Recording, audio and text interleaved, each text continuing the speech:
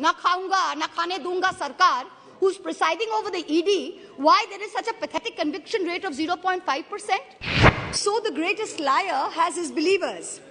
And it often happens that if a lie be believed for only 1 hour, it has done its work. The government and the ruling party coined the term pappu. This year has already seen more people giving up Indian citizenship than any single given year. Is this the sign of a healthy economic environment? Of a healthy tax environment? Who's the pappu now? 1,800 raids and convicted only 10 people. I see that the government is asking for an additional 2,900 crores. What is this level of incompetence? Who's the pappu now? Demonetization did not achieve any of the 3 targets. Who's the pappu now? What is this government doing to stem the overuse of urea, which is killing the soil, killing productivity, and killing our health? If I'm not a BSNL user, I'm an Airtel user. I am paying for BSNL's free spectrum. It is not only BSNL subscribers who are paying. To dedicate ourselves to the service of this great land, to the service of its people. We represent the farthest corners of this country, from Karimpur to Kutch, from Katgodam to Kasargod. And it is this government's Raj Dharma that should make the treasury benches sit down. Who's the pappu now? I worship Ma Kali. And I've been elected twice from a border constituency. You do not have the moral clarity to call out right from wrong. In your lingo, I say to you, and this is not unparliamentary, don't take panga. Item number 23-24. अनुदानों की अनुरक्त मांगों, अतिरिक्त अनुदानों की मांगों के संबंध में शून्यकाल माननीय मंत्री जी के जवाब के बाद शून्यकाल होगा। Shrimati Mahua Moitra. Honorable Speaker, sir, on behalf of my party, the All India Trinamool Congress, I rise to speak on the additional demand for grants 22-23. I begin by quoting the author Jonathan Swift. As the vilest writer has his readers, so the greatest liar has his believers. And it often happens that if a lie be believed for only 1 hour, it has done its work. Falsehood flies and truth comes limping after it. This government has us believe every February that this country's economy is going great guns. We are the fastest growing, most efficient global player. Everyone is getting employment. We're getting gas cylinders. We're getting electricity. We're getting pakka houses. This falsehood flies for about 8 to 10 months, and then the truth comes limping after it.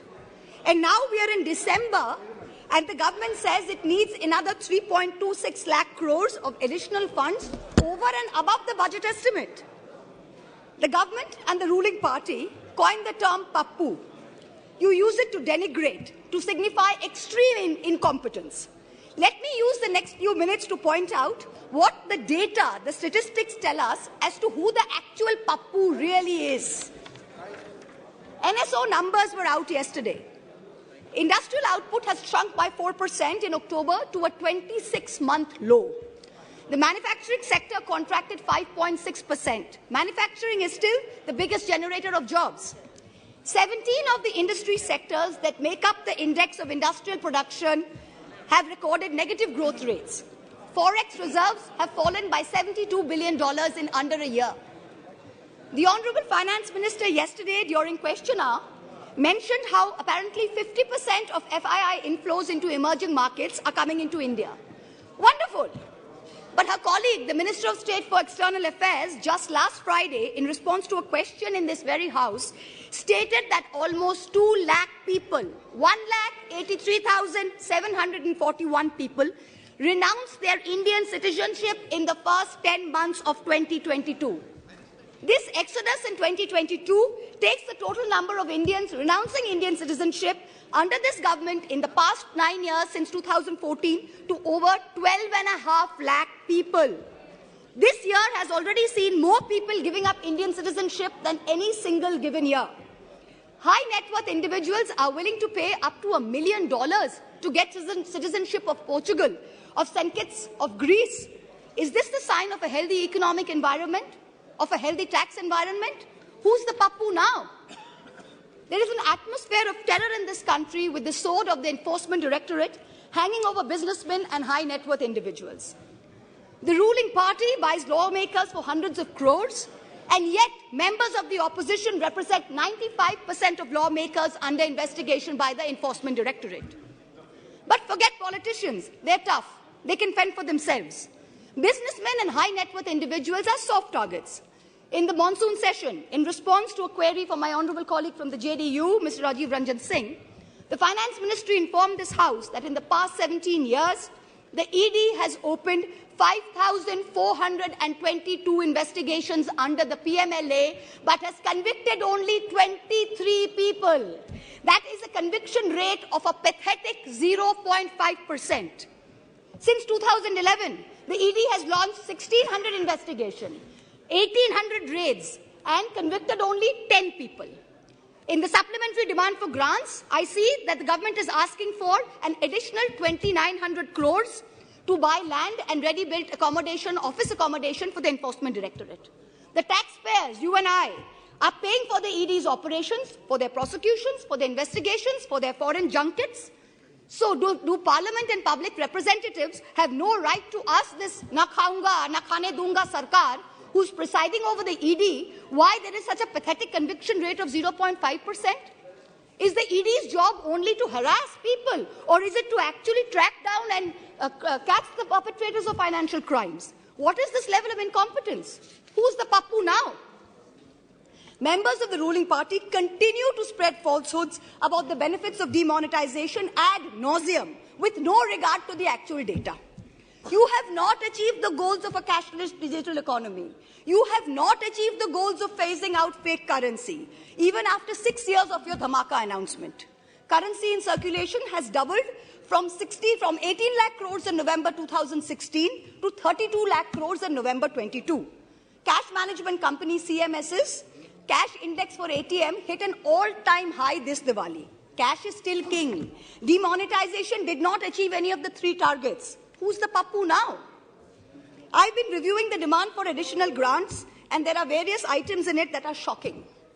From a total subsidy request of 1,09,000 crores in March, the Department of Fertilizers has asked for an equal amount in the supplementary request. Just urea alone is accounting for 86,000 crores. Phosphorus and potassium are controlled because they are nutrient-based subsidies. What is this government doing to stem the overuse of urea, which is killing the soil, killing productivity, and killing our health? What the soil needs is balanced use of fertilizers. Bengal has been promoting a balanced fertilizer blend of major fertilizers. And now we are suffering because the centre is starving us of the most popular mix of NPK, which is the basal application for potato. During November 22, Bengal asked for a certain amount, and only 33% of our demand for balanced fertilizers was met by the centre. Most of the urea-based subsidy is going to GAIL, because GAIL supplies the maximum gas to the fertilizer sector. When are we going to see the much-promised reform and competition in this natural gas sector?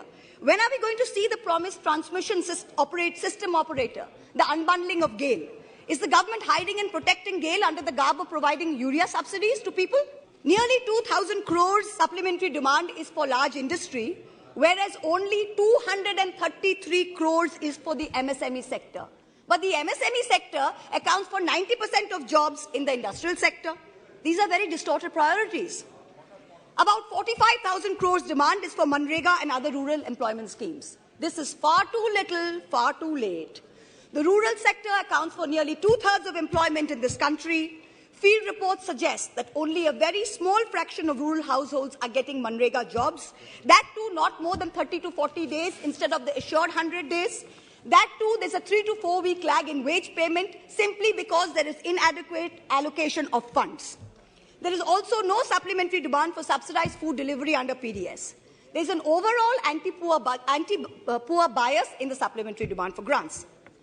BSNL is being provided, this is very interesting, BSNL is being provided a viability gap funding of 18,000 crores for rural wireline operations. Prima facie, I don't have a problem with this. But if the government of India wants to keep giving BSNL viability gap funding, it is also giving it free spectrum worth 30,000 crores. Then why not make BSNL free roaming rural for everybody? If I'm not a BSNL user, I'm an Airtel user. I am paying for BSNL's free spectrum. It is not only BSNL subscribers who are paying for it. So if Airtel has poor network in a rural area, why can my phone not latch on to BSNL? Taxpayers are paying for this. Make it free for all in rural areas. The supplementary demand for grants will amount to an additional expenditure of about 4.36 lakh crores. This is going to raise the fiscal deficit above the target that you mentioned in the budget. So what is the government's additional revenue mobilization measures, especially non-tax revenue, that is going to make this up, make up the additional expenditure so we stay within the fiscal demand targets, fiscal deficit target? The Honorable Finance Minister yesterday stood in this House and she likened us, the opposition, to Videsh ka dushman.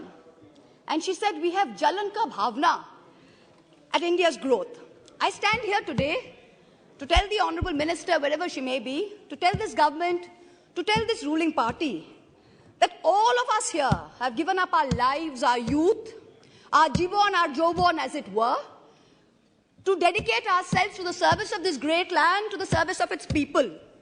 We represent the farthest corners of this country, from Karimpur to Kutch, from Katgodam to Kasargod.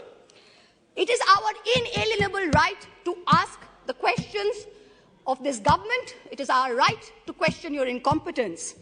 And it is this government's Raj Dharma that should make the treasury benches sit down, listen to our voices, and not react like the proverbial Khisyani Billi.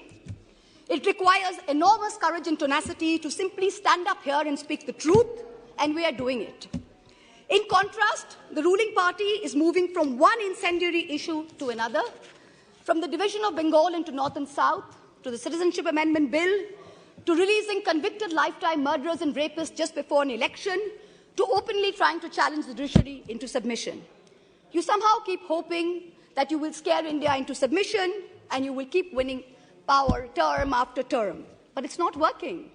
You just went to election in 3 states. With all your might, with all your resources, you won in only one. The president of the ruling party could not hold on to his own home state. Who's the pappu now? A certain honorable MP from the treasury benches, who's given to trespassing in high security zones, who goads us all with equal measure of falsehood and fake bravado, yesterday took cheap pot shots at my state, the state of Bengal, with false claims of diversion of Manrega funds. To him I say this, sir, don't push your luck. I went to Mount Holyoke College. I worship Ma Kali. And I've been elected twice from a border constituency. In your lingo, I say to you, and this is not unparliamentary, don't take panga. A certain Jari Booty Baba says publicly, he likes women in saris, shalwars, and also nothing at all. In the presence of the wife of a deputy chief minister of the ruling party, hand on heart, ask yourselves, had any opposition leader said anything remotely similar, you would have been baying for their blood. The ruling party does not denounce it. There is no outrage. A convicted murderer and rapist is publicly giving sermons while out on parole, and leaders of the ruling party are listening to it. You do not have the moral clarity to call out right from wrong.